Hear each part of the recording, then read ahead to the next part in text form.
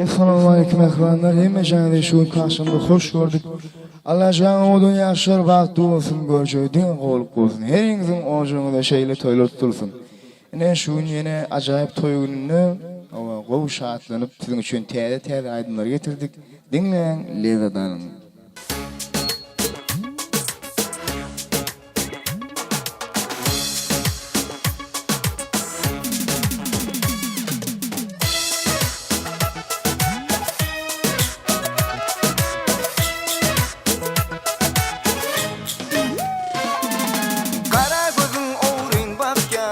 Aşığın canın yakyar, bilmen etin aklın çakyar. Görsem deyip kurmani, kara gözün oğlun bakyar. Aşığın canın yakyar, bilmen etin aklın çakyar. Görsem deyip kurmani, kar oluptur gözlerim, yere siniptir sözlerim.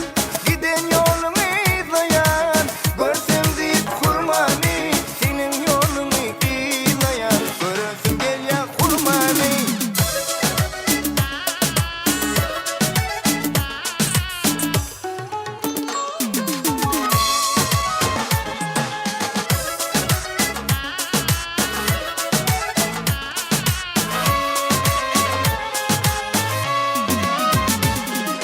Yürekte senin adın soğanıp yakan odu.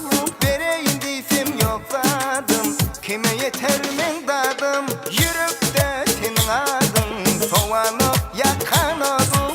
Vereyim diysem yokladım, kime yeter men dadım. Kar oluptur gözlerim, yere siniptir sözlerim. Giden yolunu eğleyen, görsem deyip kurmani. Senin yolunu eğleyen, görsem gel ya kurmani.